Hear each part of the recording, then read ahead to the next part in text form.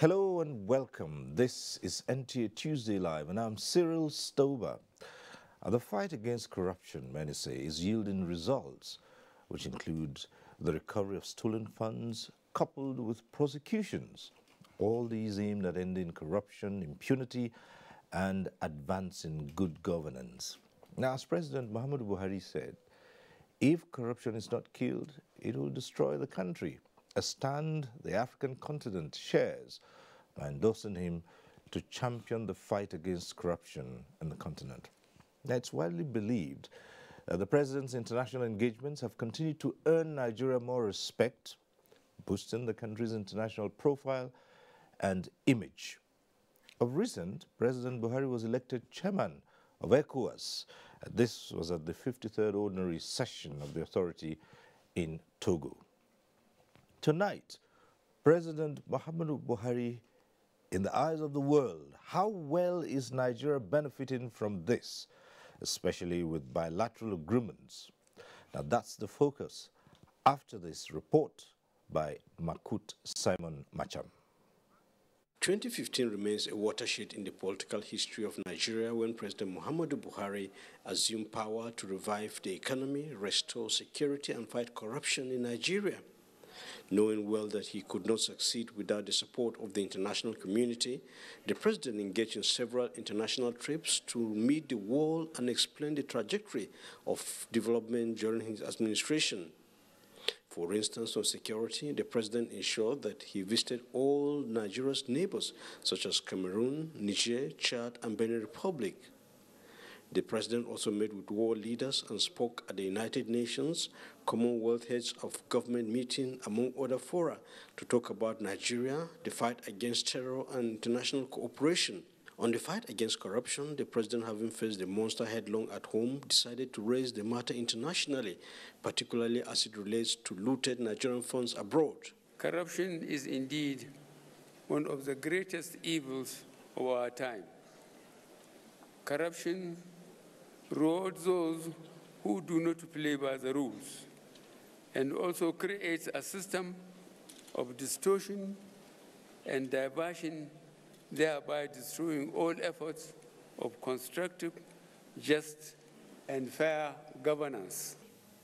Little wonder the African Union designated him an anti-corruption champion for the continent. The statement made by President Buhari was exactly what this organization needed to hear. I'm very happy about it. When he met with the U.S. President Donald Trump, his anti-corruption credentials were acknowledged. In terms of corruption, Nigeria has a reputation, as you understand very well, for very massive corruption. I also know that the president has been able to cut that down very substantially. We talked about it. He is working on it, and they have made a lot of progress. Only recently, ECOWAS heads of state at their meeting in Lomé, Togo, elected him as the next chairman of the West African regional body. On the economic front, the president has met with many world leaders and attended several international meetings where he spoke about the diversification of the Nigerian economy and attracting investment to Nigeria. How does this all resonate with Nigeria's international reputation? You can see the level of respect for Nigeria. Nigeria no longer seen as what you might call a basket case, a problem country, but taken seriously. So if you look at Europe, for instance, all the major countries were very keen for Mr. President to visit, and they made real efforts.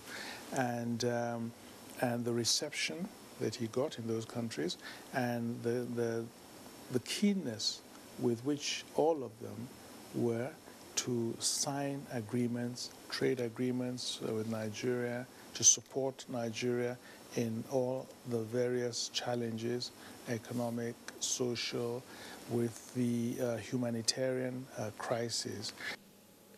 There is no doubt that Nigeria now has a new visibility and goodwill on the international stage, which will eventually rub off positively on Nigerians. Makut Simon Macham reporting. Now that report sets the tone for tonight's discussion. Let's introduce our guest to you. I'd like to welcome to this program Representative Mohammed Tahir Mongodo. He's Chairman, House of Representatives Committee on Agriculture Production and Services, and he's a ranking member of the House of Representatives. Thanks for being here. Thank you. We're also joined tonight by Mr. Jeffrey Onyama, Minister of Foreign Affairs. Minister, thanks for being here. Thank you for having me. Let me also welcome Mr. Chidia Maduekwe, Managing Director, Nigerian Film Corporation. Good to have you join us as always. It's my pleasure. Thank you very much. And linking up with us from our Kaduna Network Center is Professor Kabir Mato, Commissioner for Local Governments and Chieftaincy Affairs. Prof, good to see you again. See you, Cyril. Good evening. All right.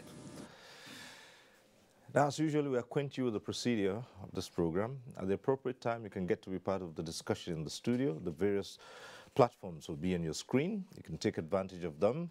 However, if you're phoning in tonight, at the appropriate time, when your call gets through, do us a favor, reduce the volume of your TV set to avoid the hurlback or echo. And the best way to know that your call has been passed through to the studio is you'll see your name appear on screen. We always say this. Once your name has been put on screen, it appears on screen, it means that your call is through to the studio. Just go straight ahead and make your contribution. Ask your question or make your comments, and our guests will respond to such issues as you might raise. So once again, welcome to NTA Tuesday Live. Let's begin by taking Nigeria's president, putting him squarely in the eyes of the international community and the world, and say, what do they think about this president? Well, in the eyes of the international community, Mr. President is seen as somebody who promises and delivers on his promises.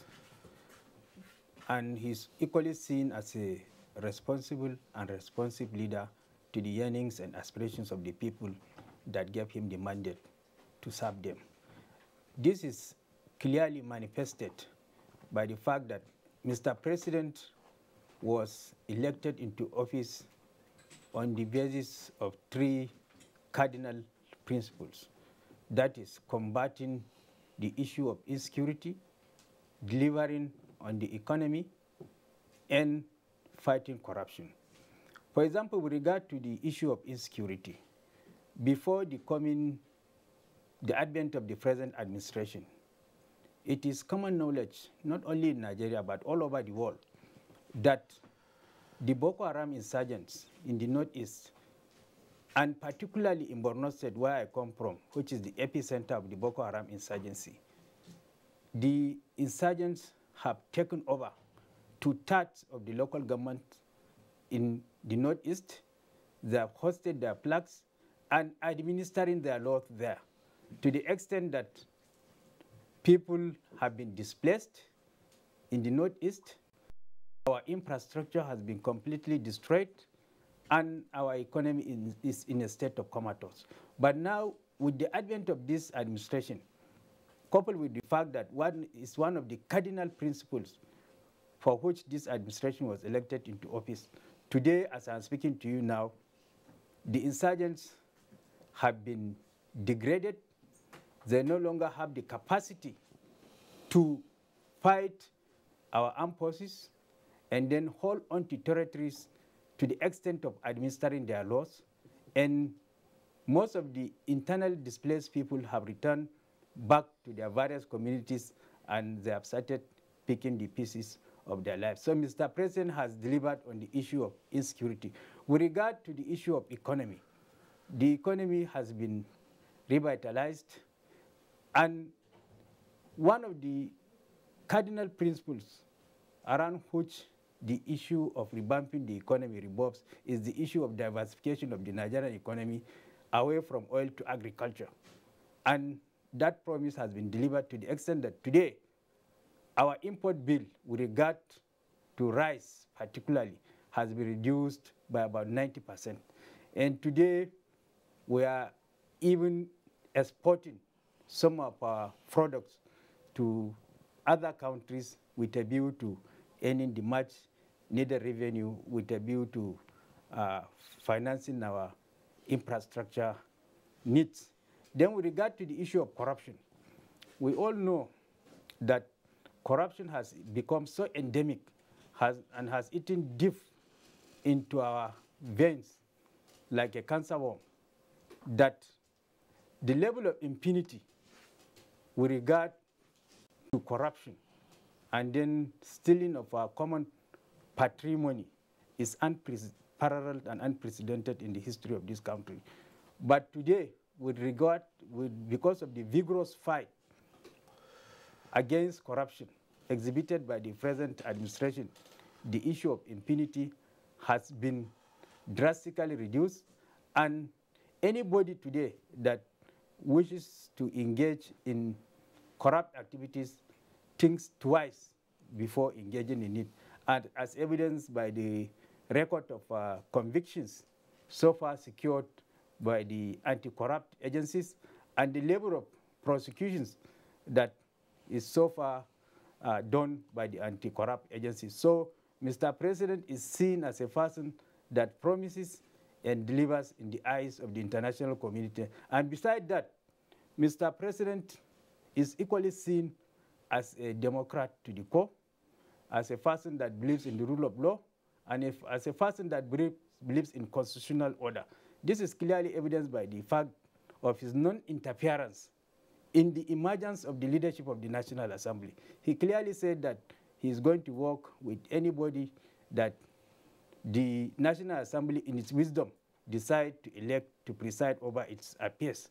And just about 2 weeks ago, when the Directorate of State Services invaded the National Assembly in clear contradiction to the provision of our Constitution, which presupposes separation of powers with a view to checking absolute power, because, as the saying goes, power corrupts and absolute power corrupts absolutely.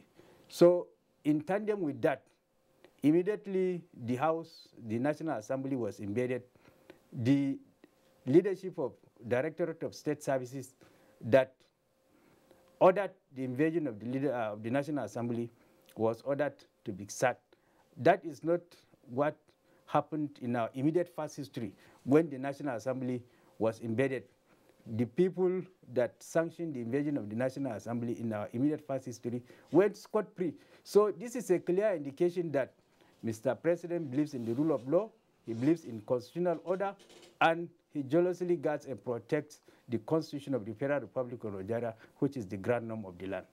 All right, thank you very much. We'll return to you. And let's come to the Minister of Foreign Affairs. Now, for years, many years, Nigeria grappled with issues of an international image. Now, you've been around with the president, given your experience as minister. Is that changing? That's one part of it. How is it changing? The second part of it. And the third part is, what does the international community see in Nigeria's leadership at this point in time? Okay, to take the first one first, as I've always said, and I still maintain it, Mr. President is one of the strongest brands that this country has. He's he's actually very charismatic, although he's not as expressive, as, some other people, but he's very, very charismatic. And he has, what you can see is, certainly amongst the leaders around the world, that there's a real affection for him and also a real respect for him.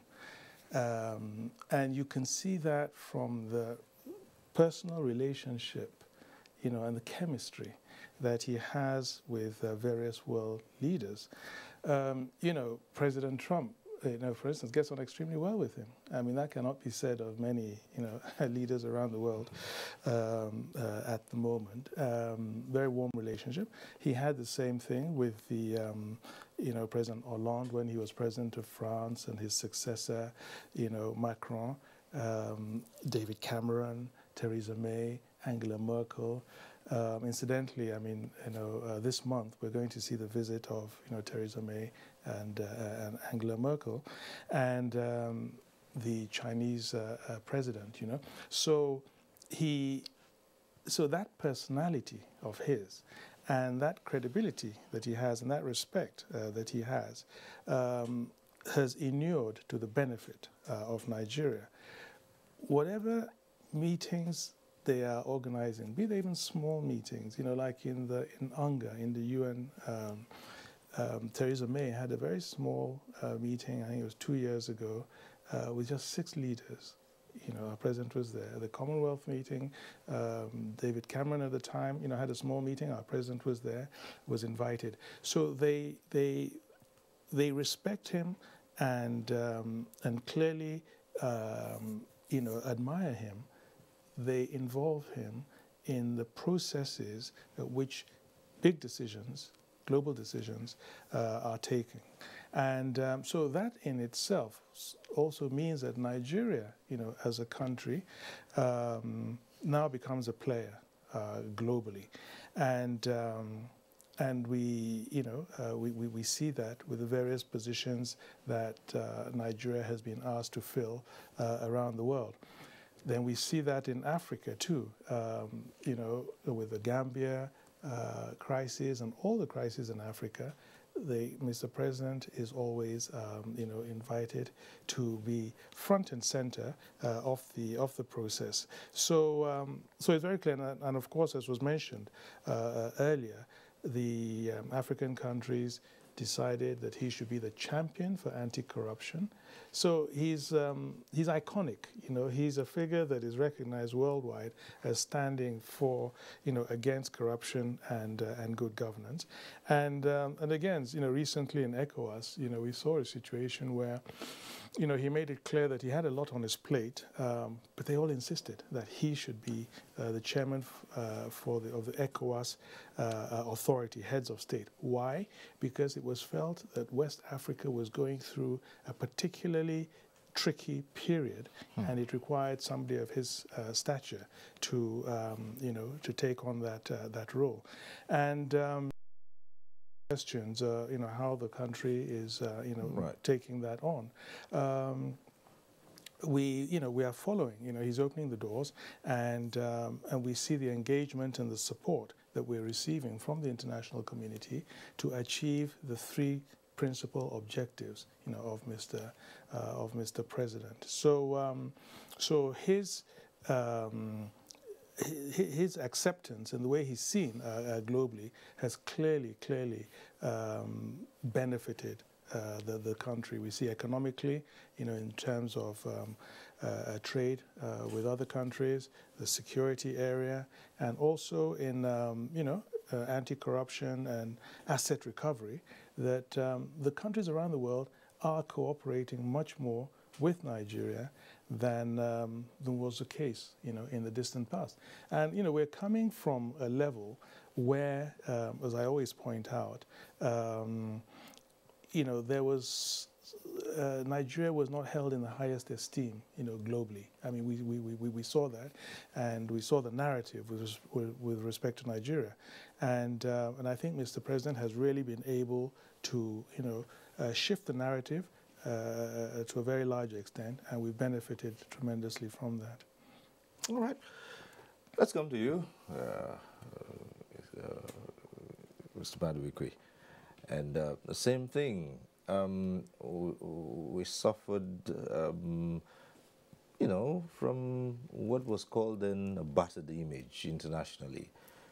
Has that changed? Is it changing? And if indeed it's changing, how much of that can be attributed to the leadership of this country and so far what he's been able to do in office? Thank you very much. If you don't have a benchmark, you will not be able to have an empirical assessment of how far you've moved in your trajectory. And then if we are going to situate this along that concept of benchmark, you will know that by 2015, most global, important global capitals of the world did not give Nigeria any chance for survival. It was being said that 2015 will mark a watershed. Nigeria will implode. Nigeria thereafter, will not be what we know it today. So for Mr. President to be able to have weld the country together from that precipice where we were before to now gives him out as an exemplary diplomat. Like presidents all over the world are the chief diplomat of their nation. They only delegate some of these functions to their ministers of foreign affairs. So the way he has handled it, that today Nigeria is not being seen in that light of 2015 of implosion, marks him up very highly. And that is why you can see globally he's receiving adoration from all over. Recall that you cannot be strong, you can't project a confident image as a country, for you to be taken serious if your neighbors are not at peace with you, if many other countries in the world, you don't have a good relationship with them. Before Buhari came into power, we're not in best of relationship with South Africa. You know that our neighbors, the like Chad basins, Cameroon over here, Chad, even Benin Republic, we were not so fantastic with them. So he found out that one of the first things he did when he came into office was to say, hey, we have to bring Nigeria back to the forward line they had always occupied. So he moved around, even before appointing the ministers. He took that upon himself to see how he can weld the unification of foreign relationship between Nigeria and the immediate neighbors. And you saw that happen with the Lake Chad Basin, you saw that happen with Cameroon, you saw that happen with South Africa. So having settled at home, where he has said, listen, we mean business, we are your big brothers, we need to take up our role, then the issue of which policy, which foreign policy to go became now part of his stake. Are we continuing on the citizen diplomacy? Are we moving now to economic diplomacy as a policy? Of course, he felt that the issue of economic diplomacy should be very much on the vantage point, because here is an economy that was already going to tatters, that was already borrowing to feed consumption. There is an economy that was not having any oil revenue anymore. It went as bad as 600,000 barrels a day. So you find out that there was no resources to feed our dilapidated infrastructure. So economy became very much central on the table, with the insurgency ravaging, making the economy worse again. So you find out that he had to tilt towards, an economic, policy that would bring food to the table of Nigerians. He had to make Nigerians know that they should have confidence in themselves, they should feed what they consume, they should produce what they use, they should depend less on import, as it were. So you find out that a lot of respect started accruing to him. And each time he goes to any of these international capitals of the world, it's like, hey, bring your basket of wishes. We will do it. He goes to Saudi Arabia. We want to have a bilateral agreement, legal agreement with, the UAE, Dubai, UAE countries. They say, come on, we are ready. We are ready to work with you to repatriate the billions of Nigeria that is held up here. He goes to UK.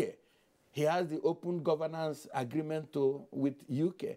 They say, we will help you. He goes to United States. They say, wonderful. We will make sure we help trace all Nigerian, looted money here and send it back to your country so that you will develop, so that the teeming population of the country will find a sense of, life once again under your leadership. So you find out that his craftsmanship, state craftsmanship of making sure that he has taken care the home front in terms of stability of the home front, in terms of productivity in the energies of our youthful, unemployed people, in terms of making sure that people can now wake up in the morning and know that there are semblance of security, not fearing that in Abuja we can't go to mosque or we can't go to church, as the case may be, as it was in the past. So having taken care of all these areas, it gave him that respectability, which today we are enjoying globally. And I think that with, like Honorable Minister said, he is an iconic brand, which for this country is blessed to have. And for that, we have gone the distance we are going today, robustly, because of the way he has led.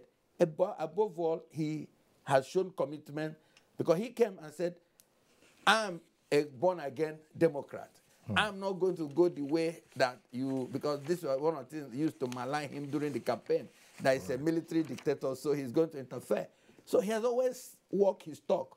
And this is part of the thing that has given respect to the international audience. And you find out that those who want to oppose him, particularly the opposition, knowing that he has scored so much mark in the international, audience, where they have respect for him, what they try to do these days is to say, how do they turn all these things around?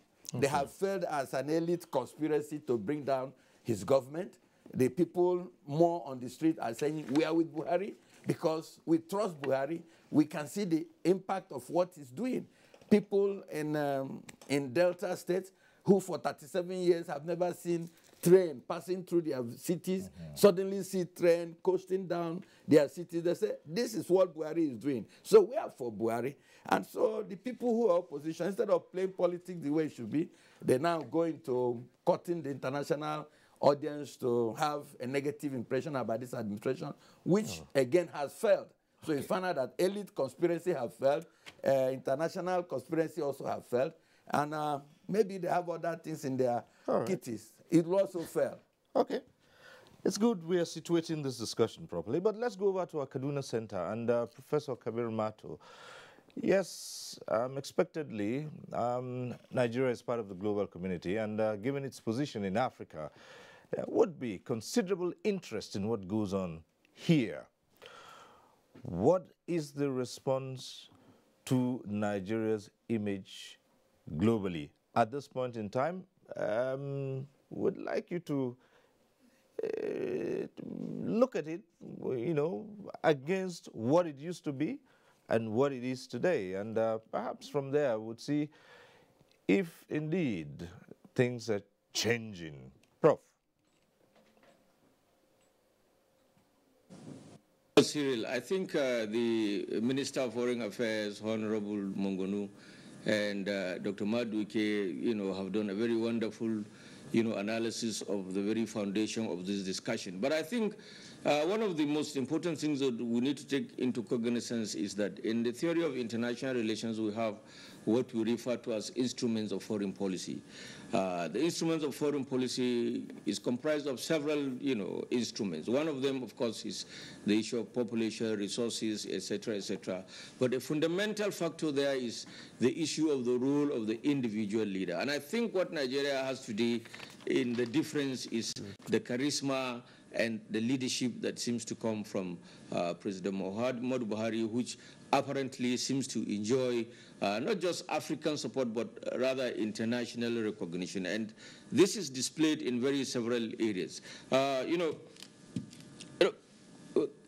It's said very commonly that, the leadership of any particular country is a reflection of the entire society that is in that particular country. And in Nigeria today, what we have battled for a very long period of time was to try and secure an efficient and, effective leadership that will not only mobilize and generate support from within the country, but also win international acceptance, from members of global community. Of course, in Africa's international relations for a very long time, Nigeria has played a very dominant role. But we are living witnesses to the fact that at a point in time, not in the, too much distant future, past, that the Nigerian state, faced very serious opposition, even with Africa. There was a time when Nigeria was seen as an incapable leader, and countries like Ghana were selected, to provide this leadership.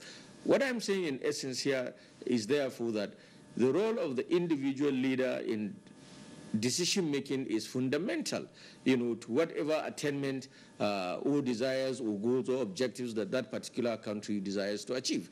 And precisely this is what has been missing in Nigeria for a very long time, and which by the grace of God, from 2015 to date, we have secured in President Muhammadu Buhari. This is global, without being political about it. Everybody knows, everybody sees what's happening. If you take the history of several other nations across the globe and Africa, you will find that, for instance, the role of people like Thomas Sankara, when he came in Upper Volta and decided to transmute Upper Volta into Burkina Faso, and the attention that that arid country was able to achieve within the short period of time that it lived, clearly points a picture that the role of individual leader is very significant in Panama, in Nicaragua, in several other places. So in Nigeria today, what we have is what we have been lacking for a very long time. I am a very frequent traveler, and I've moved across the world in the last 15, 20 years, and I saw the manner in which the green passport was severely disrespected.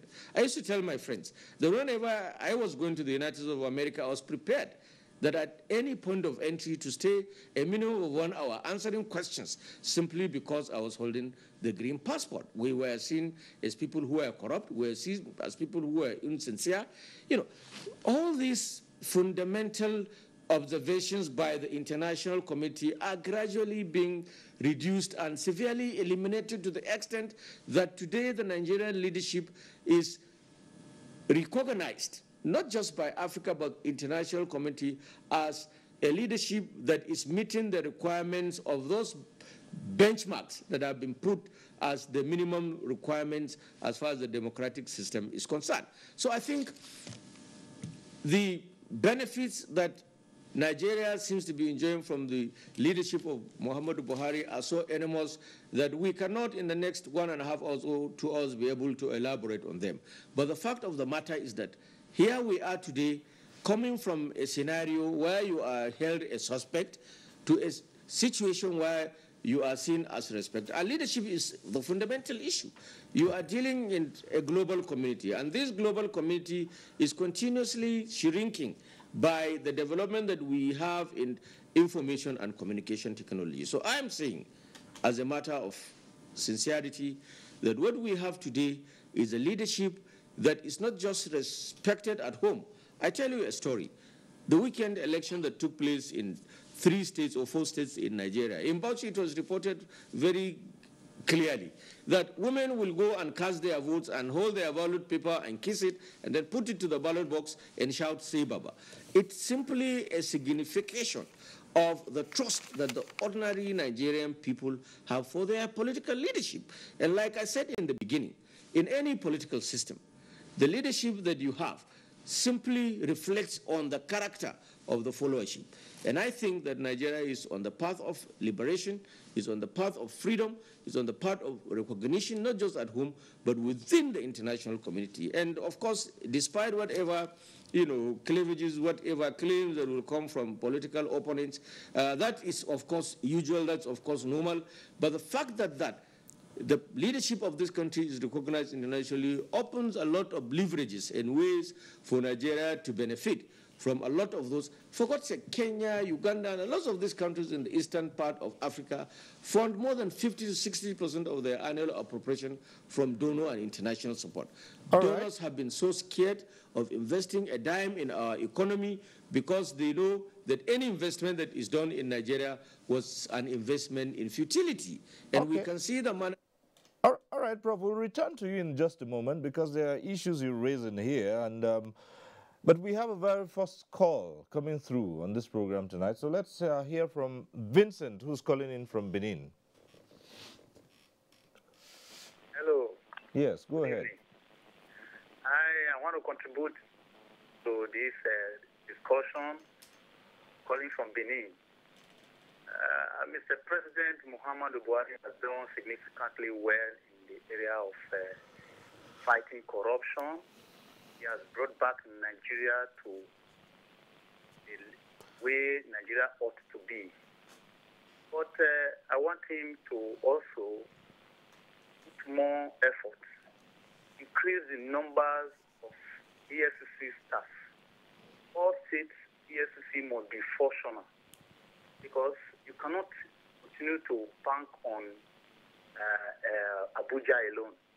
And EFCC is not created for politicians alone. police on every checkpoint, they are collecting money. It's also corruption. They should be arrested and dealt with. We should start stopping corruption, not waiting for accumulated. Oh dear, we lost that link there with Vincent, but already Vincent had started putting his points together, but we'll take note of that. Our guests are taking note of that. And Vincent, if you can hear me, if you can still call back, we'll be glad to hear you conclude your contributions.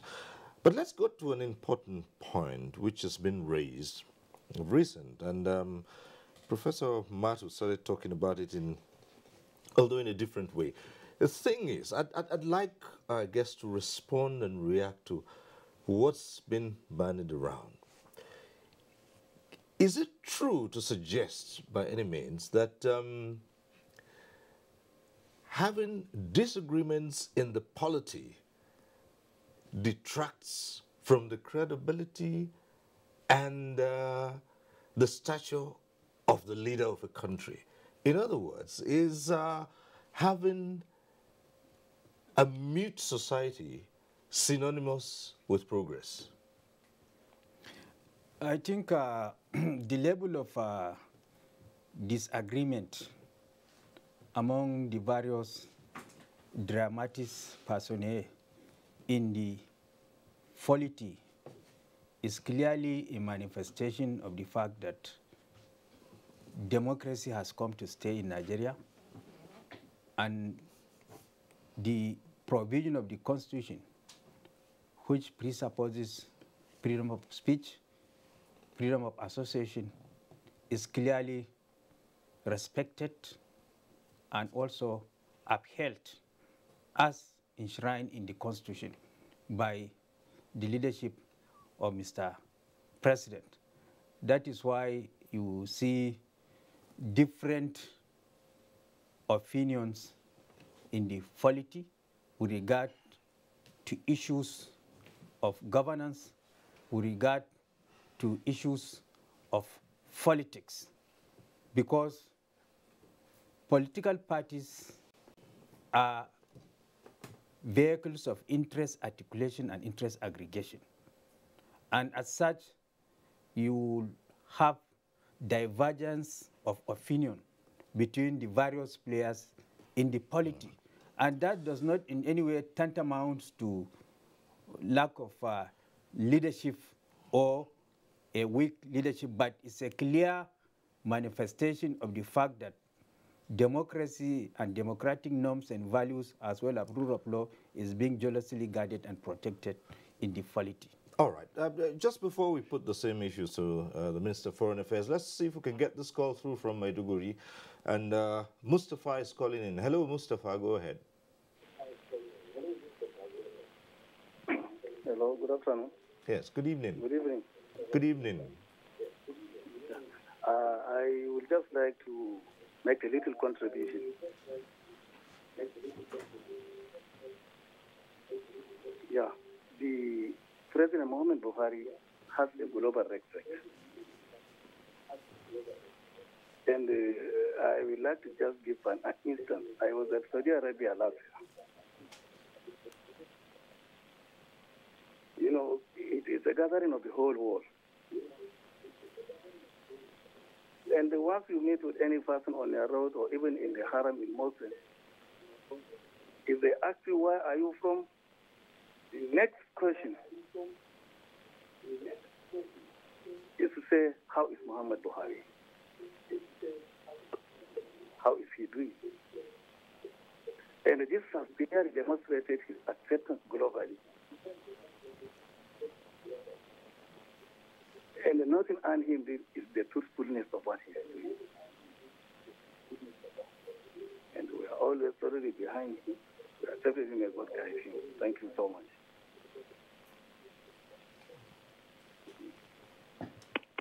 All right. Thank you, Mustafa. Well, returning to the issue we just raised with Honorable Mongono, Minister, it's been suggested that because there are disagreements among politicians and, as he said, a divergence of opinions, therefore, oh, this president cannot have the big stature that people credit him with. Is that true?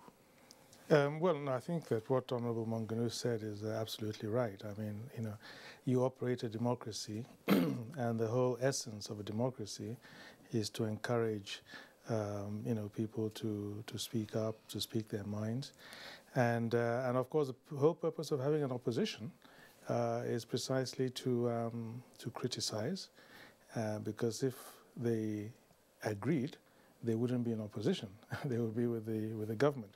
And as he said correctly too, you have a free press, and the whole purpose of a free press is to encourage different ideas, different opinions, and you'll never have, everybody thinking alike. So I don't think it's in any way something that defines the president at all. On the contrary, I think it shows, somebody was saying earlier that, he had been a military head of state, and he has truly embraced democracy. And we can see that in the fact that he welcomes debates, he welcomes different opinions, he accepts criticism, and he very much, participates and revels in a democratic environment. So to answer your question, no, it in no way is a statement on the leadership qualities of the president. All right. Let's go back to the phones now. We have Fortune calling in from Abuja. Hello, Fortune.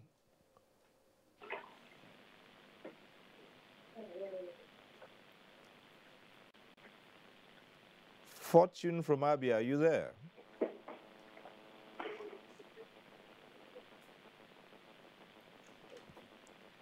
Hello, Cyril. Yes, good go evening. right ahead.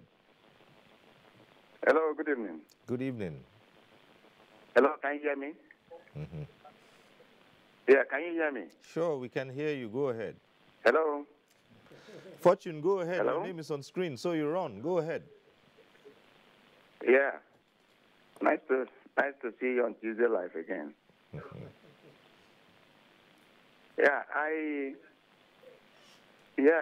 You're doing a good job.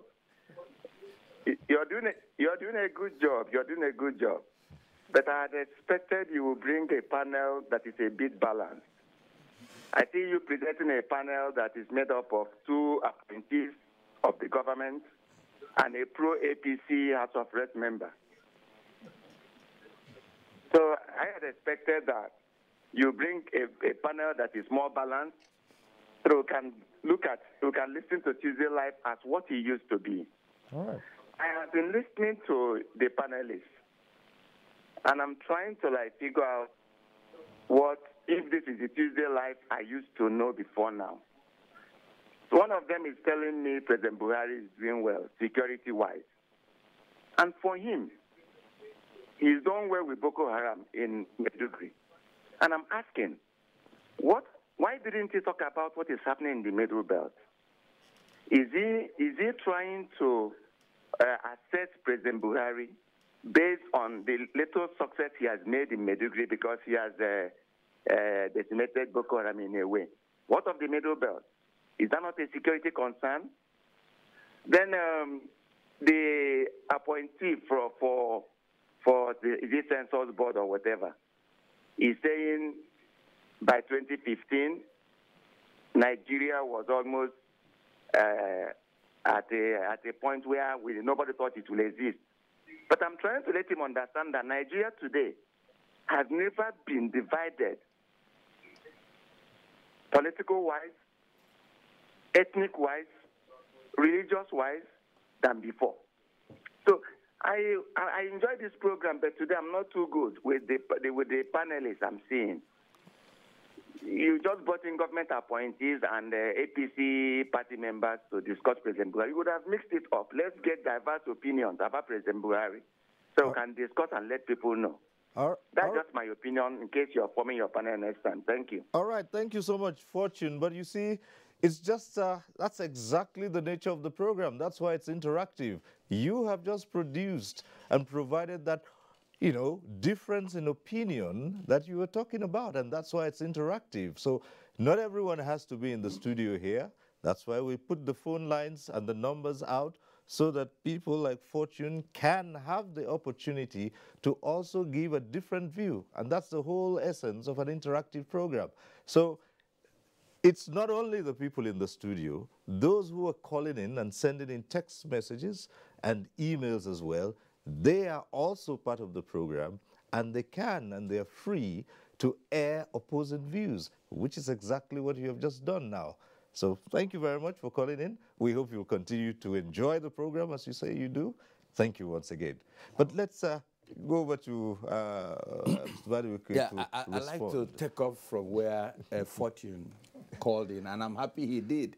That showed that this gathering is not barricading any opinion from coming here.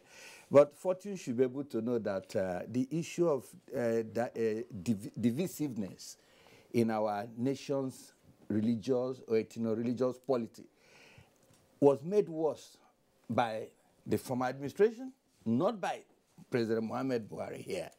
Because it was before the 2015 that we were made to understand that, you know, a sitting president needed to associate every Sunday from one pulpit to the other to create a semblance of, I belong to you, I don't belong to them. So you find out that this issue of religiosity had already been fed in before we came in, and that was why 2015 was said to be a very dangerous time that this country may not survive. And all we are trying to say that we have pulled ourselves away from that. Yes, he talks about the issue of Benue and Plateau. Nobody is happy about it. But what you should understand, what is the government doing now? After some arrests have been made, you realize that this thing in Benue have gone down. And the people that were arrested are not from the moon. Incidentally, most of the people arrested that had led to this killing in Benue going down are people again from within. That is not to say there are no armed bandits and criminality going on. Just last week, we lost 4 gallant soldiers here around Kaduna, Abuja Road. So it is not yet Uhura. But the point is that is why this president came and said corruption is the central point of his agenda. Because it is corruption that is leading to massive importation of arms into this country. On 5 occasions, Colonel Hamid Ali, the CG of Controller General of Customs, have impounded over five times. They have impounded camouflage from the Port Harcourt angle of the port. Have impounded camouflage, guns, and ammunition coming into this country. For crying out loud, we are the ones importing it. And when we import it, we go and wear army uniform and kill people. Then we say that Nigerian army is complicit in these things. There is no doubt there is criminality going on. There is no doubt there's every effort to disregard, to create mayhem. Because people lose election. They don't settle with their loss. They go to other dynamics of trying to create confusion to see whether they can push out, the president out of power. The issue here that hatred does not win election. People should play politics the way it's supposed to be played and gather the vote and then change Buhari from being there or APC. We welcome it. There's no problem about that. But when people are going under various contraptions of killing people, mercilessly, then you come around and turn the blame, say, Buhari is doing nothing. The army is doing nothing. How many places will the army be? You have to look at the cause of this killing.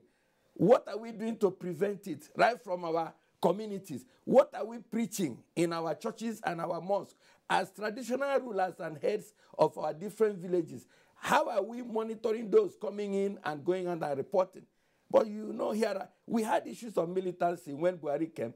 He went and appealed to them, and there is calm there. iPod came, he went and contained them. My Tenasini came before he became president. He contained them. So he contained killings in Benue and every other way. He's containing the killing in Zamfara. So he is determined and resolute to contain all this, and that is why he was elected to office. Thank you, Mr. Fortune. All right, we go back to the phones. We have Chris calling in from Port Harcourt. Chris, hello. All right, we go back to the phone. We have Chris calling in from Port Harcourt. Hello, good evening, sir. Good evening. Hello. Hello, go right ahead. Hello. We can hear you. Your name is on screen. Good evening, go sir. right ahead. Can you hear me? Yes, we can. Okay. I actually want to contribute. Yeah, this is my first time of calling. Yes, I'm so much interested about the program that is going on. We are discussing about the input of the Mr. President. Well, much I've said about him, and we still continue to talk about him. I want to talk at the area of corruption. The president came to fight corruption, but as it is now, it looks as if corruption is on increase on a daily basis. On a daily basis. It's like one of the callers who suggested about the EFCC getting the police arrested and prosecuted and all that. In this country today, the rate of corruption in police, in police, is overwhelming. The brutality of the masses of the police today in the country is overwhelming. The Inspector General Police is just, keeping adamant. You go to police stations, you see the way they treat people as if we are nobody in our land. And we keep on talking about fighting corruption. And when you go to police, for you to get somebody bail, you must pay through your nose. And yet, nothing is being done about police. If you go to Market Square, you see people taxing people here and there in broad daylight. And the security agents are all over watching people misbehaving and nobody's talking. Only when, they want to deal with those in the offices, that is where we talk about corruption. Corruption must be dealt with right from our homes. The Mr. President should, wake up and ensure that corruption is being, treated like, treated in a way that international community will say, yes, the country is fighting corruption. Not by taking the security agencies, fighting the opposition in the name of corruption. No. Even the people that form this government called APC, most of them are massively corrupt. And the president is not doing anything. And rather we see on the screen, on the newspaper every day, where the APC government is chasing the opposition parties as if they are the only ones that are corrupt. Corruption is everywhere. And that is why I kept telling people there is no household as far as Nigeria is concerned that corruption is not existing there.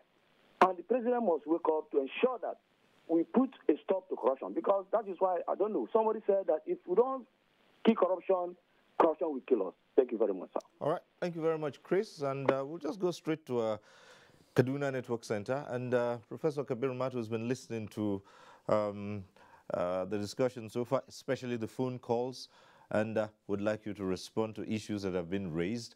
And, of course, to put that against what we first started with here, to say, do the disagreements, the difference in opinion that has been talked about, do those things detract from the stature of the president? Thank you very much, Cyril. I think, like you said rightly, this panel represents, or the program itself in entirety represents, the aspirations of Nigerians. Yes, a lot of us that are here are APC appointees, and but that does not take away, the fact that we are all Nigerians, and most of those who seem to dissent from the constitution of this panel and what is going on apparently seem to be speaking from, from the other side of the divide. That's acceptable. That's also welcome.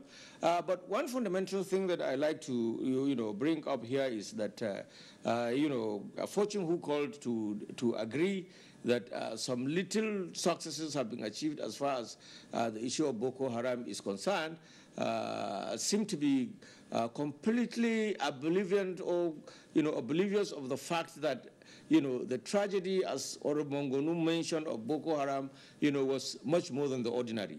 Perhaps because of distance, perhaps because of, several other factors that may be cultural, maybe, social and other things of that. He has not understood, the gravity of the calamity that the Boko Haram insurgency did impose on Nigeria. People think it is a North-East phenomena. It wasn't a North-East phenomena, it was a Nigerian phenomena. That's one. Secondly, talking about the Middle Belt again exposes the complete ignorance of the caller to the very reality of the insurgency and instructions that we have, not only in northern part of this country, but across the landscape of Nigeria today. Yes, politicians, especially of the PDP extraction, will continue to make tremendous noise about, a phenomena, an ugly phenomena for that matter, that they have created, they were unable to solve, and that is being gradually solved today. The question of the Middle Belt, the Hartman fathers, look, the relationship between farmers and herders in the northern part of this country predates colonial rule. Our parents, our grandparents who did not go to school, who did not hold doctorate degrees, who were not anyway ministers, commissioners, permanent secretaries, etc., had traditional methodology of resolving these conflicts. Farms didn't start today, rearing did not start today. What is therefore responsible for this apparent collapse in the very social structure and security system in this country? Elites like me and the person who called are absolutely responsible for that. If my grandfather, who was a herder, was able to resolve his problem with his neighbor who was a farmer peacefully without causing any issue, then speaks volume about the quality and the nature of education that a lot of us are having today. That's a fundamental issue that I think Nigerians need to really take into cognizance to understand that a lot of this crisis that we see happening in several parts of this country, you say it's political and people try to dismiss it. But the fact of the matter is that it is the failure of the very content of the educational system that apparently we have had, and which, of course, we're not even trying to bequeath a little of it to our children. So there is this collapse. I am responsible, he is responsible, and several of us are responsible. And we have to go back to history to be able to trace and retrace our steps so that we can get these things running. So it's not just about addressing one problem, leaving the other. You see, the late Dr. Bola Usman often talked about what he, the national question. It's a national every day. Yesterday it was power shift. It moved to, resource control. Today it is restructuring. All this constitutes what we refer to as the national question. And the national question at any point in time will never have a national answer. As you attempt to resolve some problems and you resolve them successfully, new problems obviously emerge. And that's the essence of politics. Reconciliation of interests and addressing certain specific and general issues. Now, that goes about it. It is not enough to say that corruption is on the increase. I think that's a completely holistic definition. It's a definition that is, criminally overgeneralized. Of course, if you live in Port Harcourt and you see corruption increasing, that's particularistic. You cannot expand it to the general, Nigerian scenario. You talk about the Nigerian police, the reform obviously will have to take a much more longer period of time in order for it to be actualized. This is a system that has been in decay for a very, very long time. It is in the last 3.5 years that we had a government that clearly tries in every way to address fundamentally the general structural problems that tends to affect Nigeria. And if you want to use 3.5 years, for instance, to judge what happened in a period of, say, 19 years, then of course, obviously you are being unscientific about it. And I'm very honest about it. The truth of the matter is that the way we are going suggests that obviously Nigeria and Nigerians require a new way of life. They just found that new way of life. And I think what we need to do more as a government, as a people, is to try to continue and expand the horizon of education to let the citizens know that we are coming from a very, very bad situation. And for us to be able to get out of that, I'm a beneficiary of free education from benevolent states. up to PhD levels. I know how much I pay for my children to go to nursery schools today, because the public schools until very recently in Kaduna were completely out of operation. Nigerians need to see this. If you go to any of our universities, by the grace of God, I'm a professor in the university, I know what I see. Most of those who come into university were products or are products of private education, those who come from the so-called private schools. And even at that, the quality is so disappointingly low. If we need to, and that's why, of course, you have the increase in resurrection. That's why you have the increase in the agitation in the Niger Delta region. That's why you have the Boko Haram. That's why you're having what you're having in Zamfara State and several other. Benue is not an exception. Plateau is the moment the state shirks in its responsibility of providing the basic social infrastructure for all citizens to realize their objectives, then I tell you the society is in crisis. And that's precisely what some of these scholars are telling us. Oh. And I would like to implore that the APC government will continue to push its agenda in the right direction. I will not want to pay the fees that I'm paying for my children to go to private schools. I will want also my children to enjoy the conviviality, the federalism. In Kaduna, I went to school with people from the 12 states of Nigeria, predominantly from the 6 northern parts of this country. Today, in most parts of these countries, people are born and they grow up in their localities and to the highest level of education within the same vicinity. How do they know the citizens of this country? And I think the step that the president is taking, which is really being recognized by the members of the international community, is the only way to go. And I'm very happy that, like I said earlier, on the election that took place just a few days ago, a clear testimony to the fact that Nigerians are beginning to come out of that enslavement, that cocoon that have been so caged by the previous Nigerian elites who have successfully been the victim of the beneficiaries of government policies against the majority of the citizens. What the government of General Buhari is doing, and what we are doing here in Kaduna, is to make sure that we reverse the trend of policy from being few specific to general specific. And that's what the Nigerian elite is fighting. It will continue to fight, but I will tell you from my experience in Kaduna that our citizens are coming to the know-how, to the knowledge of the fact that these decisions that are being taken are in the interest of now and in the interest of the future, not in the interest of the stomach, not in the interest of the pockets of the individual. So I think... All right. Okay, well, I like the concluding bit of that, not in the interest of the stomach, but that's one new one that's now widely used in the country. But at this point in time, we'll take a short break.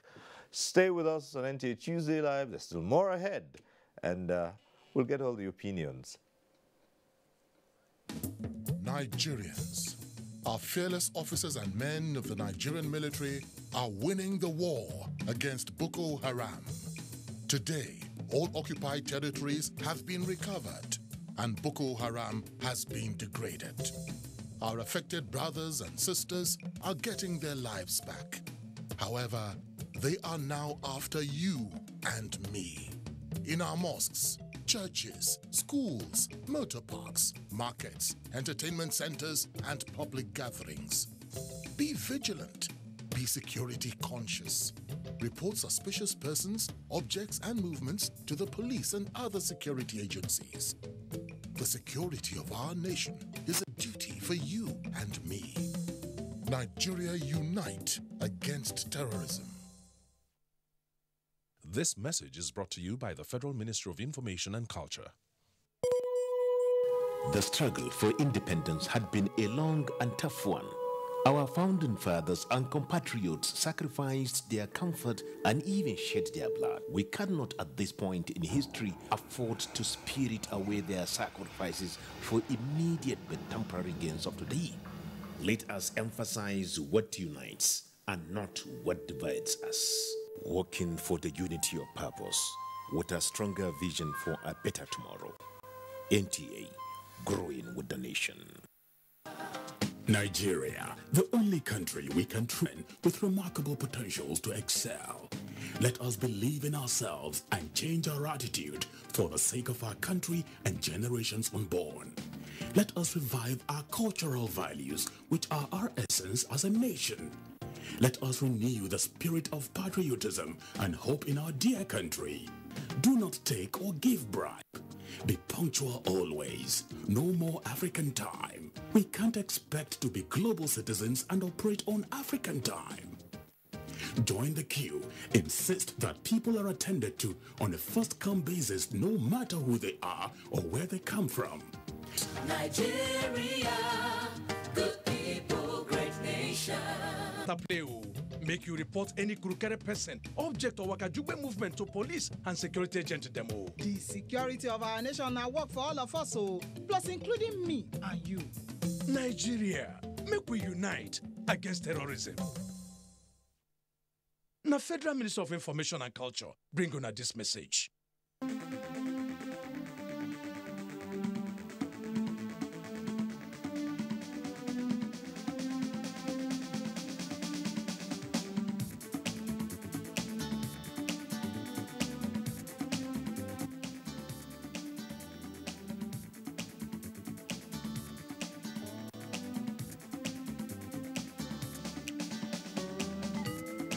NTA Tuesday Live, a network issue-oriented innovation talk show. Thanks for staying with us. We've been talking to the citizens, and let's bring you their views on so many issues pertaining to what this administration is doing. Yeah, I so much love President Muhammadu Buhari because he's a good man. He's a man that he just come to government to help Nigeria for what Nigeria is going through, for corruption and security issue and our economy's problem. And I so much like this man because he has tried for security purpose and the fight of corruption because he's a champion for fighting of corruption. And I so much like this man because now if you look at our Nigeria now, the economy is moving well and the corruption he has already tried. So what I like Nigeria to do again more and more as to give this man a second chance so that he can fight the corruption and the security so that Nigeria will come back for the normal position. In the governance generally, I'll give you 75%, particularly in the aspect of corruption. And 75 is an excellent mark to me. This man has been able to block all the loopholes. When you compare this present administration with the previous administration, especially the one that just passed, you will know that President Muhammadu Buhari has really tried. He has blocked every loophole where the corruption are perpetrating. You understand, eh? Where the corruption, big men are crying. Everybody is crying these days now. No money, no money. The reason be that everywhere has been blocked. No way to steal money again. So the man has really tried. I give him a very strong kudos because to an extent, he really meant well for Nigeria. He really meant to fight this corruption. That he knows what he's actually doing. Anything corruption is out of it. If you want a faithful man, it's only our president you can get in this area. He's straightforward. He's not moved with all this looting of a thing, all these things they are stealing up and down. Anti-corruption, he's there, and he's the only one that can kill this thing. This is what we've been looking for in this country years back. But God sent this man to this country to come and save us from all these thieves we have up and down. So he's the only one that can do it, and that is why he's doing it. And he will continue to do it. Because since the past 2 years, we are now getting our international respect all over the world. Not like before when they do recognize us as a corrupt country also. But now, I think we are gaining our confidence back. Developed countries, they know they are advanced, they know what's happening. They know very well about the blacks. So they believe in him, they believe that he has integrity. So far, being the only one to be present here, it's very clear, it's crystal clear. He deserves it. All right. Voice of the people. But let's come now into certain developments within the polity, especially the ones that have led to the, difference in opinion. And that happens to be what has been described as the president's non-interference stance. Now, how would we read that? Because there are some who have said, well, the non-interference stance is perhaps one of the strongest points. How do you assess that? Yes, the non-interference stance of Mr. President is a clear manifestation of the fact that Mr. President is a Democrat. He believes in the rule of law, and equally he believes in constitutional order.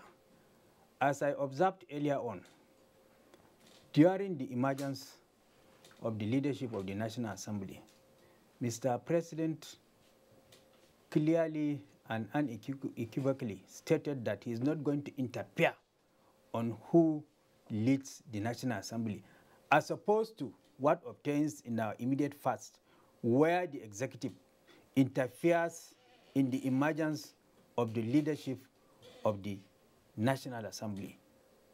Again, with regard to what happened recently, as I stated earlier on, when the officers of the Directorate of State Security Service invaded the National Assembly in clear violation of the Constitution of the Federal Republic of Nigeria, which presupposes separation of powers.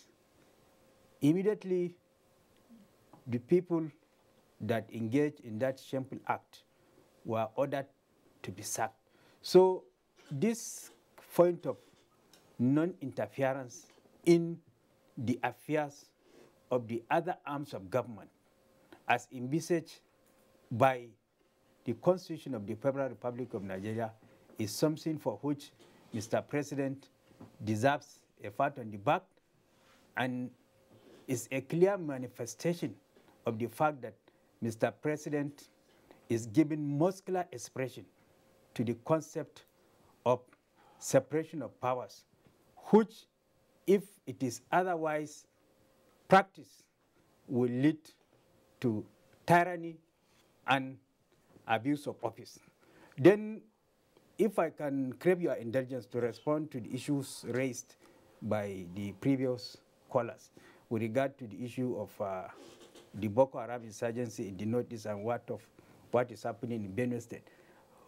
What happened in the previous administration as a result of the Boko Haram overrunning our territories and then hosting their flags and then administering their laws is a compromise of the territorial integrity of this country, of which no government that is worth its name will allow such a thing to happen, because the primary responsibility of any government is the protection of the lives and property of the citizenry. Any administration or government that neglects and or fails to discharge that primary responsibility, that government ab initio should not stay in power a minute longer than absolutely necessary.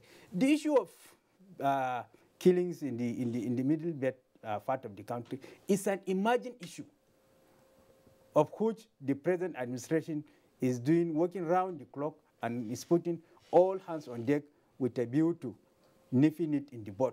And there is tremendous improvement in the security situation in the middle belt as a result of the gallantry displayed by our armed forces, both in the Northeast and what is happening in the middle belt.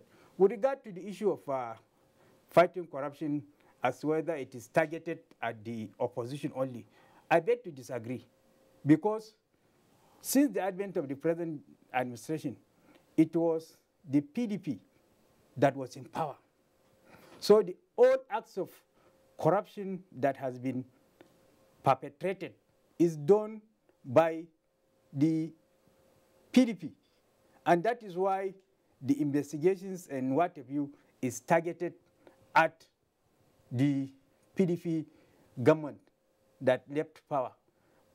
Even now, as it is now, those that are members of the APC that were found to have engaged in corrupt activity are being relieved of their position and they are being prosecuted.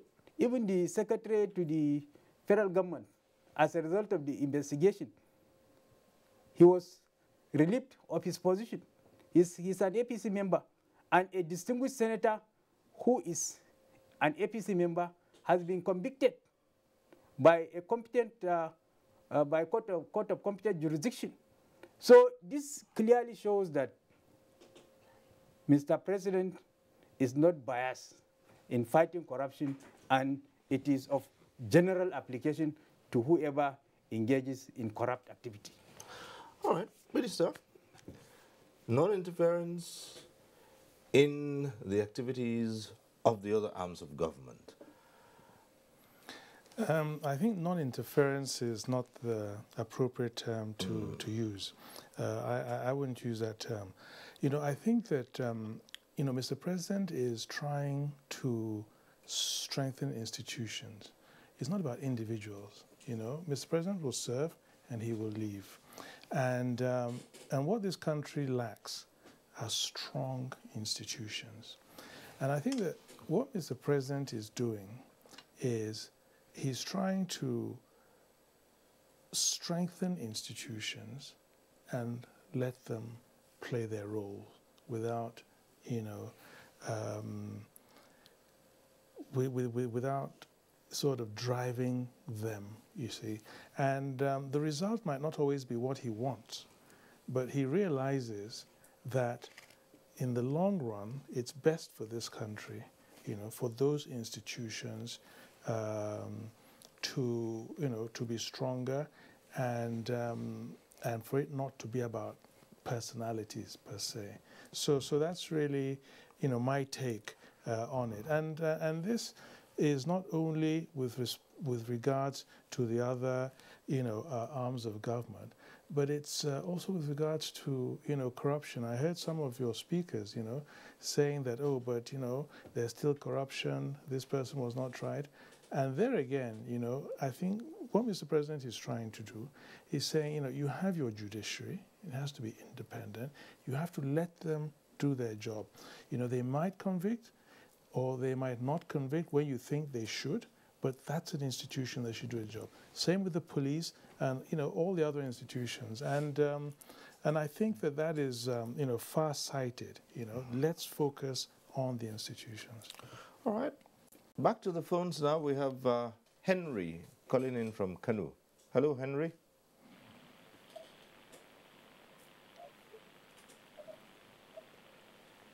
Henry from Kanu.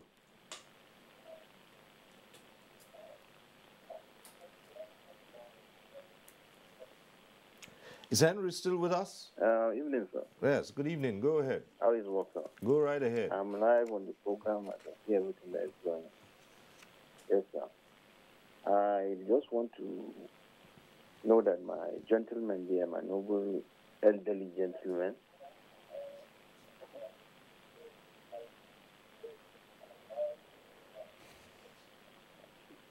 so I want to just appeal to my noble gentleman that the president is doing his best. But you know that you know, politically we have PDP and APC people, so definitely they will never support what he's doing, but he has done his best. So I just want them to keep on selling the ship, mostly my gentleman Geoffrey Yama and Honorable Mangonu. They have done their best. They are a noble crew too. So what I'm just trying to say is they should keep on the good work. Yes, so that they will take us to the promised land.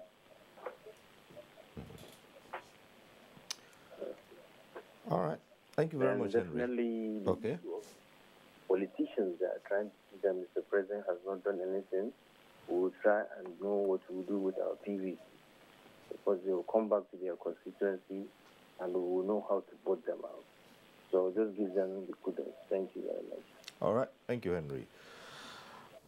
Well, let's come to you, still in line with what we've been talking about. You think there's a misunderstanding of how The minister has talked about strengthening of institutions and not persons.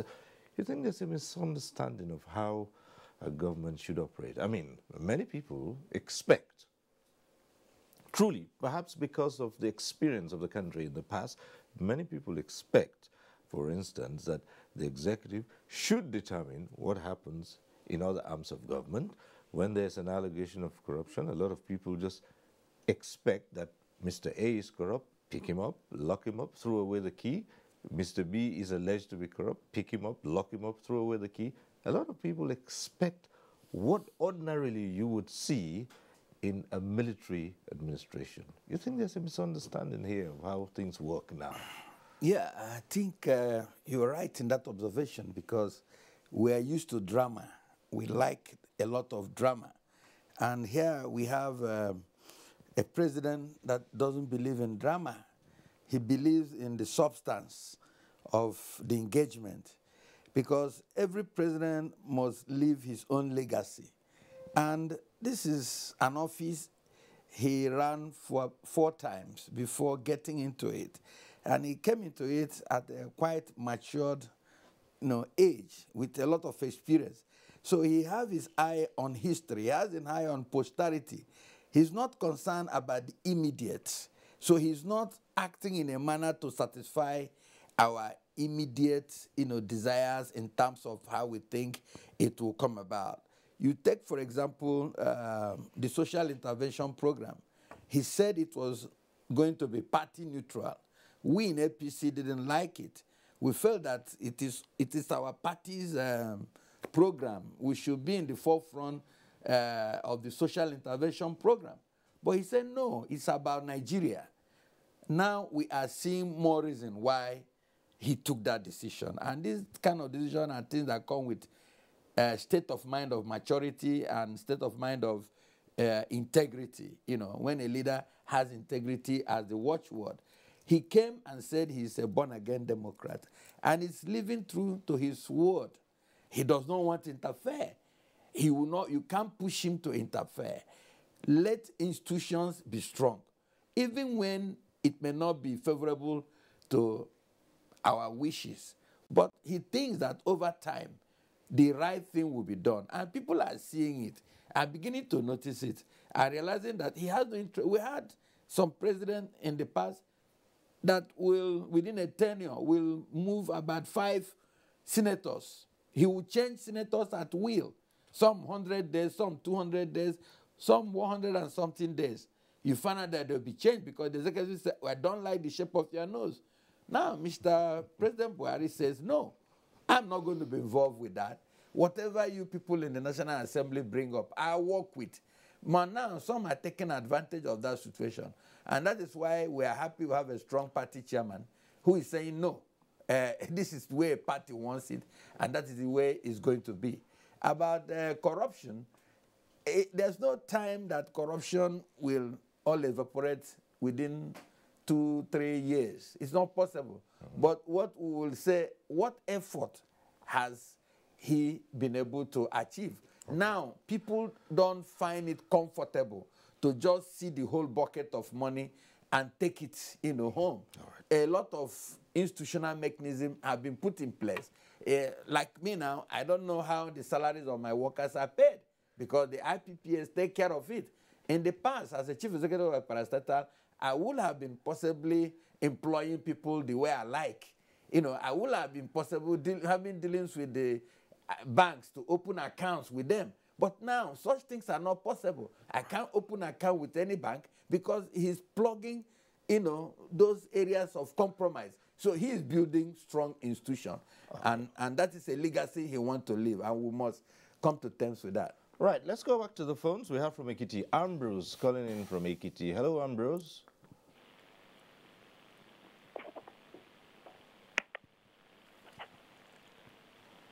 Hello.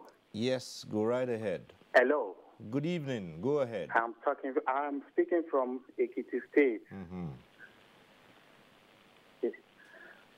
Good evening. Now, I would like to, my contribution is this, that the president should still have a focus in the civil service where corruption is still there is a lot of corruption going in there.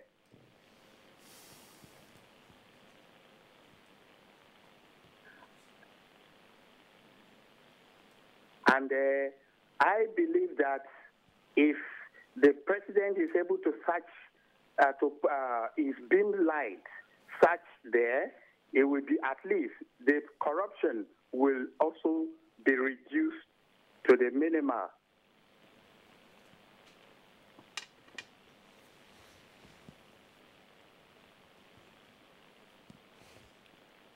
Thank you. All right. Thank you very much, Ambrose.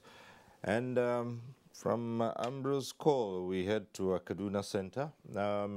Professor Kabir Mato, you often hear people say, there's a lot happening and nothing is being done. No one is talking. I'd like you to put that in perspective and say, in a country like Nigeria, what is the responsibility of citizens? If you have a leader who's going in one direction, is that leader the one who will drive every aspect of where that country is headed? In other words, what are the responsibilities of the citizens in certain aspects? A, the fight against corruption. B, in ensuring that the system and institutions are strengthened. Cyril, it's really very critical. This is a very cunning question. But I think what's important in any polity, for that matter, the support of the individual citizen is very critical and crucial to the attainment of the objectives of the government. It was, I think, Henry Kissinger, one time Secretary of State of the United States, who said, the success of any government is measured in terms of its ability to bring forth new realities. In Nigeria, before 2015, the reality was corruption. The reality was, somebody said in the course of this discussion that, Nigeria has never been this divided. I beg to very honestly disagree with this, because in this government, we're not talking about religion, we're not talking about regions, we're not talking about ethnicity, we're not talking about all these divisive tendencies that the previous government so much spoke about. We're talking about issues that are fundamental, just like the panel there spoke about. We're talking about building institutions. The National Assembly as an institution, the judiciary is an institution. But both the legislature, the executive, and the judiciary are part of a gamut. And the tragedy is that a long period of decay and misrule in this country did render all these fundamental organs of government to be as weak as they are. Having a strong executive arm of government obviously will face tremendous challenge from the legislature, and that's precisely what we are seeing from this very ambivalent, selfish defections that we see from the leadership of the National Assembly. And then again, this takes me back, to fundamentally disagree with the submission that we have, in this, meeting that the need to strengthen institution was what was. I tried to put the president aside, but I'm a member of the APC government, I blame the All Progressives Congress for the inability to take the decisive decision at an issue to nip this fundamental crisis in the bud. It was a blunder, whether we like it or not. And I hope that in 2019, when we come back, we will come back in 2019, these issues will be taken for. It's a responsibility of the party to handle these issues and decide from among its members who should lead the National Assembly. The failure of that, in my view, was what was fundamentally responsible for the emergence of these recalcitrant principal officers or presiding officers that have chose the path of dishonor over the path of honor.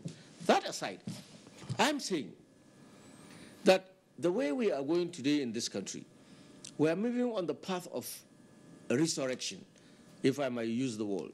Things have been so bad. Things are getting better.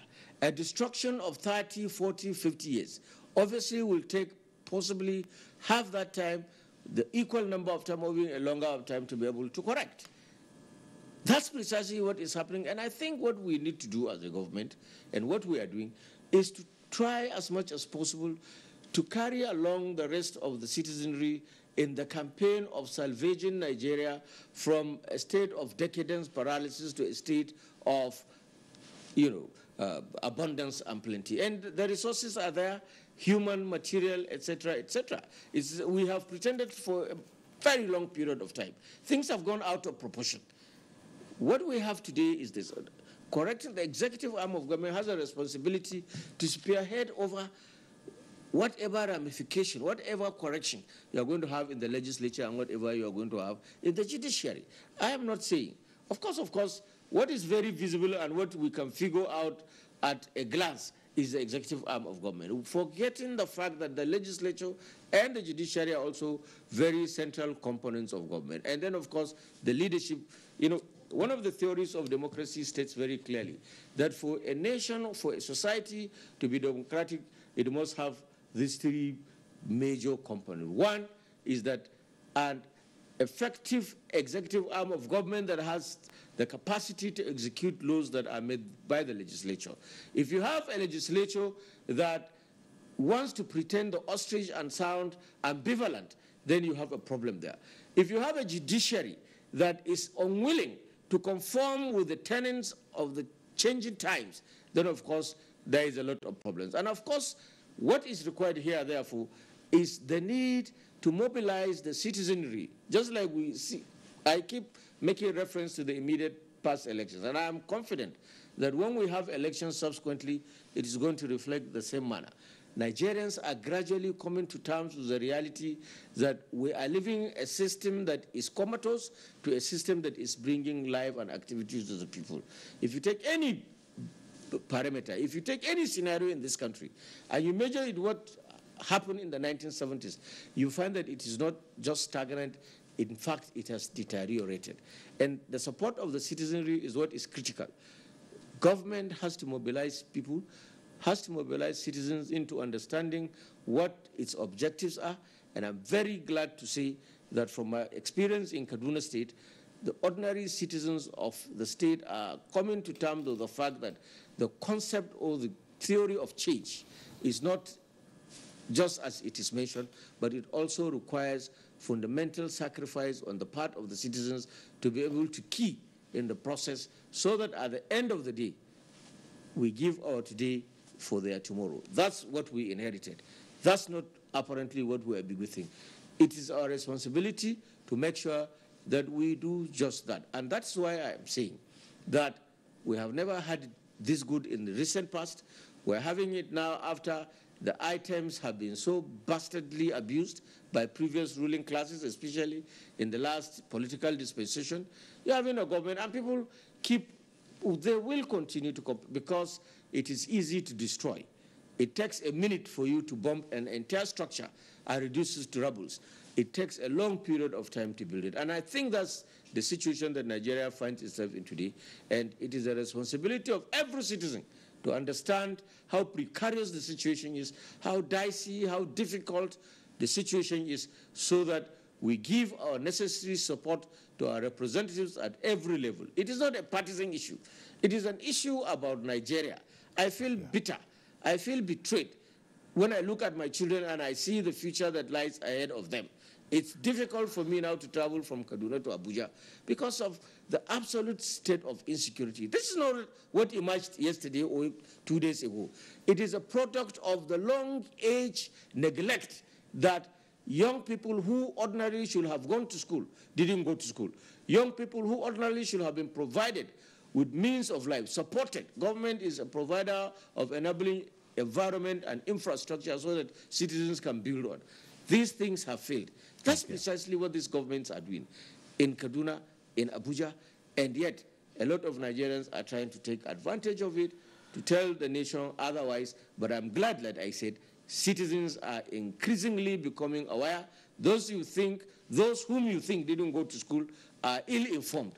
Unfortunately, are more informed than several of us elites. We don't listen to radios, we don't, a lot of these things, and so the situation, a lot of these things, and... Okay. Well, Minister, we started this discussion by saying let's assess Nigeria's image and if and how the president's style of leadership, his numerous engagements have rubbed off on Nigeria's image. But there has been a suggestion quite recently that that's one of many theories that's been bandied around, and one of the popular ones around, is that the international community is exerting a lot of pressure on the president to step down, not to be part of the political calculation next year, and it is alleged that this is coming from some of the biggest countries that have interests in Nigeria. They point to the US, they point to Britain, they point to France, they point to Germany, and say there is a united call from across the world that the president should step down. How do you respond to these allegations being bandied around? That's news to me. I'm hearing it for the first time. Yeah, and it will certainly surprise me because, as I said, they've been very effusive in the praise of Mr. President, and they really believe that Nigeria is, you know, on a positive path, you know, and you know, one of the things that our people don't give Mr. President enough credit for is how totally committed he is to the Nigerian state without insisting on foisting his ideas or his wishes, you know, on the state. I think that's something we don't give him enough credit for. You know, for instance, even in politicking, he wouldn't for one second believe that you should use public funds to push an APC agenda or to campaign or to fund campaigns. That's something that's totally anathema, you know, to him. He doesn't for one second believe that you should try and somehow influence the elections. You know, he genuinely wants free and fair elections. He believes in, you know, electronic voting. You know, he believes in a level playing field. So, and he's not wedded to the idea that it has to be him, or, you know, he has to be re-elected, or he needs to have this this position. And I think that's what foreign leaders like about him.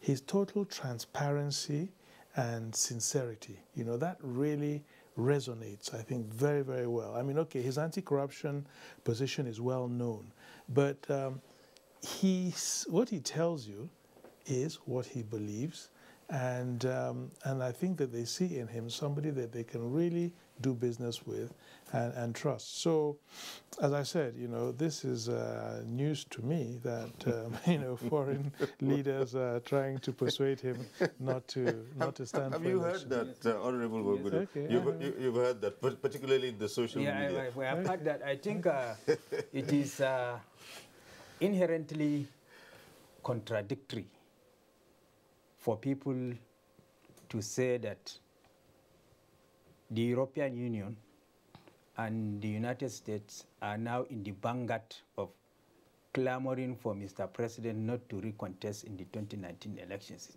If the international community that hitherto considers Nigeria as a pariah state in the Committee of Nations, and today, because of the transparency of Mr. President, his anti-corruption posture, his responsiveness to the yearnings and aspirations of Nigerians, as rightly pointed out by the Minister of Foreign Affairs, he was celebrated as anti-corruption champion by the AU. And for the first time, the International Court of Justice invited him, the only president, to come and deliver an address before the honorable judges of the International Court of Justice. This is a Criminal Court. International Criminal Court. Thank you. This is a clear manifestation of the fact that the international community identifies with the good leadership of Mr. President, and Mr. President has really rescued Nigeria from the image of being a pariah nation in the Committee of Nations. So it is inherently contradictory for anybody to come out and say that. Well, thank you for the correction. Yeah, are you familiar with these theories that have been circulated in social media? Yes, I did mention it somehow in passing. There is fire in the mountain, you know, if you use the normal roadside lingo, you know. 100,000 Nigerians are holding toxic AMCON debts of this country totaling about 5 trillion naira. You know that very well. 100,000 Nigerians. So they see what Buhari is doing. Means that if Buhari continues to be in the office, it means that this 5 trillion naira, where are they going to get it and pay back?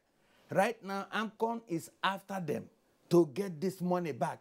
Even it's common sense that even most of them are there in National Assembly. So the elite conspiracy will be, how do we truncate Buhari from not getting back to office? When that has failed, by whipping on sentiment, you can see what happened in National Assembly in a very dubious manner. There was no APC person there, and all of a sudden, cameras from the PDP people were there, taking photographs, sending to UK Embassy, High Commission, American Embassy, and other people calling for foreign intervention at what is happening in National Assembly. When me and you know that it didn't quite fit, it looks like something that was just created in order to capture the attention of the international audience. That will fail. So from there, they say, oh, when Buhari goes to International Criminal Court, he will be arrested. Rather, he was invited to come and be the one that only head of state that will give such an eloquent decision. So you don't be surprised. The people I'm APC, so I hold no apologies about that. Those who lost election are still hurting. They don't believe they have lost election and it's over. So don't be surprised that, take for example, the area of energy, oil and gas. Most of them are in charge of it. That may be the new area they want to try when it's very close to election and see whether there'll be trouble. So there is every effort by the opposition, which is not how election supposed to, or democracy supposed to run. When you lose election freely and fairly, why don't you go home and prepare and come again with better manifesto and run another election and win? This president ran for 4 times before he can be there. So why is it that you lose once, you now want to put the whole house onto us? So that rumor is fake news. It's coming because it is a wish, because there is no other candidate that can beat Buhari in a presidential election, and they know it. The facts are there. So all of that, they wish Buhari to die. No president sitting has been given such high dose of death wish in this country as Buhari. Buhari did not die. They wish National Assembly will impeach him. Nothing is happening there. They come with all sorts of things. Now, international government want him not to run. It's a bloody lie from the pit of hell. Buhari will run the election, APC will win again. Sorry, wouldn't apologize. Well, as we begin to wind down, we go back to Kaduna Center, and there again, Professor Kabir Matu, what can Nigerians begin to do to, as you well put it, last time you were making your contributions, to turn things around and build on what has been achieved? And of course, not forgetting, I'll still put the same question to you. If you've heard about the so-called pressures, and what do you think about it? Well, I'll be very honest with you. That pressure is not international. That pressure is pressure that emerges mainly from the Obi Ezekwesili group and their mentor, the former President Olusegun Obasanjo. I will mention it without any fear of contradiction. Yes, probably Obi expected something and didn't get anything, and so from the Bring Back Our Girls movement now to what she calls red card. I don't know whether it's red card or actually, I mean, whatever they're doing. So that's one aspect. And secondly, for me as a young man at 56, I have always read Obasanjo from 1979 criticize or condemn one government or the other. But I was an adult and an intellectual in a university when he held sway as the president of this country for 8 years. And I saw the damages and catastrophes that he has committed. It's been a tradition. After he left, he criticized against the government of Shagari. After Shagari left, he criticized President Babangida. Even it was only Abacha who took him to the dungeons, and by the grace of God, he's still living, and he came out and they resurrected him and made him the president. So it's not an international outcry. Just like Honorable Mangonu mentioned, it is not possible for the international community to give this accolade and recognition on one hand and only to turn on the other side and say, no, we don't recognize you. So that's, as far as I'm concerned, with all sense of humility, what I will refer to as political balderdash. Given. Secondly, the issue of what Nigerians need to do. I think we need to really realize the degree of penury, how bad things have been in this country, and what this government is doing in order to be able to return things to normalcy. Like I did say earlier on, it's not an issue that takes a month. It's easy for you to destroy, but rebuilding takes much a longer time. We will only succeed at a faster rate if we are able to understand, recognize, and without any political intuition into it, cooperate and support the government that is in place with a view to restructuring and putting our lives in order. Like I said, we have nothing to lose. People of my generation have virtually nothing to lose. In Kaduna State, over 10 million people. We have over 78 to 80% of that population below the age of 35. So what do we do for these people? What do you do if you don't invest in education? What do you do if you invest in social services? What you are simply doing is recreation, a further society that is bedeviled by tremendous crisis, a crisis that, God forbid, may see to the end of the society. So I think the most important thing that we do, despite our political differences, despite our regional, ethnic, religious, and what have you, is to appreciate what the reality of the scenario is and try to put on our contributions, no matter how little and minor these contributions may be, in order to make Nigeria back on track. Certainly, this government made Nigeria in a situation that was so unpalatable, was so sympathetic, that was so degrading. Like I did say, in Nigeria, if you're a Nigerian and you moved out of this country, especially to the West and the United States of America and every other part of the world, you are held suspect until otherwise. This is the tragedy that we... And look at the evolutionary decadence that the Nigerian system has taken over time. As a university student, one will fly to London and secure visa at the point of entry. Today, what happens? Majority of Nigerians are denied that visa here in Nigeria, in the United States, and everywhere else. It tells you about the degeneration and the collapse of leadership that you have. And what will bring us, with the tremendous human resources, with the tremendous material resources of this country, what is lacking is the capable and competent leadership that will be able to mobilize these resources in the actualization of the true Nigerian dream. And I think we're on course. And I call on every citizen of this country to look at it beyond the level of politicking, to see that really we were in bad shape, we're getting out of it, but it will take a longer time to get out of it. All right. Okay, thank you very much. And your last word in just a few minutes. Few minutes. Well, I just want to say that the president is taking Nigeria back to Nigerians. Okay. And Nigerians are happy to receive what belongs to them. 100,000 Nigerians are not going to hold us down to ransom. Okay. That's it. Minister, that's good. Well, the president, in the eyes of the world, has been doing extremely well. And he is really one of the best global assets that we have. Right. Honorable Well, my last word is that have regard to the lofty programs that this government intends to implement for the benefit of bringing dividends of democracy to the doorstep of Nigerians. Nigerians should be in the vanguard of championing these lofty objectives and ideals for which this government intends to deliver dividends to the doorstep of Nigerians with a view to redeeming them from poverty and what have you. All right. Well, time to say our goodbyes now. We'll start off by saying thank you very much to Professor Kabir Mato, who joined us from our Kaduna Network Center. As usual, it's a delight to listen to you, Prof. Thank you for coming. Thank you. All right. And then also, thank you to the Managing Director of the Nigerian Film Corporation, Chidi Amaduekwe. We thank you for being here. Pleasure is mine. Thank you. Minister Jeffrey Oyema, we thank you for being here tonight. Thank you. My pleasure. And then Honorable Monguno, thank you for being here. Thank you for having me. And thank you for being part of this program too. And next week, we'll be back with NTA Tuesday Live. I'm Cyril Stober. Bye for now.